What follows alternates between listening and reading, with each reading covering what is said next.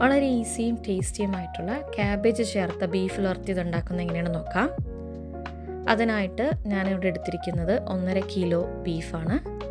Beef pressure കുക്കറിലേക്ക് ഇട്ടതിന് ശേഷം 8 പച്ചമുളക്, ഒരു കഷ്ണം ഇഞ്ചി, ആവശ്യത്തിന് ഉപ്പും കൂടെ ചേർത്തിളക്കി ഒരു 4 to 5 വിസിൽസ് കേൾപ്പിക്കാം. ഇനി ഒരു പാൻ ചൂടാകുമ്പോഴേക്കും അതിലേക്ക് കുറച്ച് വെളിച്ചെണ്ണ ഒഴിക്കാം. അതിലേക്ക് 2 സവാള സ്ലൈസ് ചെയ്തത്, കുറച്ച് കറിവേപ്പിലയും കുറച്ച് ഉപ്പും കൂടി ചേർത്ത് നന്നായിട്ടൊന്ന് ഗോൾഡൻ ബ്രൗൺ ആകുന്നവരെ ഫ്രൈ ചെയ്യണം.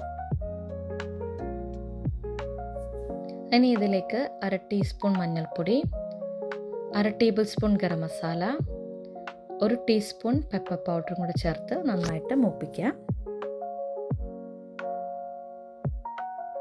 ഇത് നമ്മുടെ കുക്ക് ചെയ്ത ബീഫ്, ഇത് കഴിക്കാൻ തന്നെ നല്ല ടേസ്റ്റാണ്.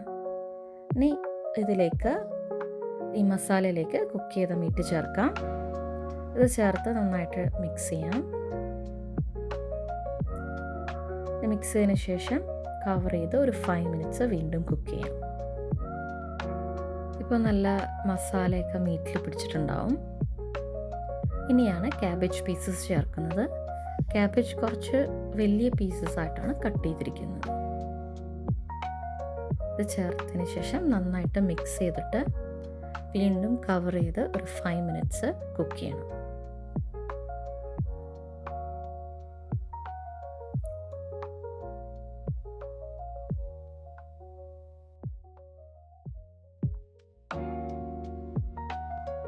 ഇതിപ്പോൾ റെഡി ആയിട്ടുണ്ട്.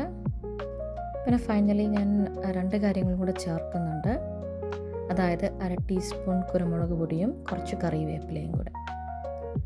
ഇത് ചേർത്തതിന് ശേഷം നന്നായിട്ടൊന്ന് മിക്സ് ചെയ്തിട്ട് നമുക്ക് സ്റ്റവ് ഓഫ് ചെയ്യാം. ഇനി ഇത് അടച്ച് വെച്ച് ഒരു 10 മിനിറ്റ്സ് കഴിഞ്ഞ് സെർവ് ചെയ്യാം. ഇത് വളരെ ഈസിയും ടേസ്റ്റിയുമായിട്ടുള്ള റെസിപ്പിയാണ്. അതെല്ലാവരും ട്രൈ ചെയ്ത് നോക്കിയിട്ട് അഭിപ്രായം അറിയിക്കുക. Thanks for watching.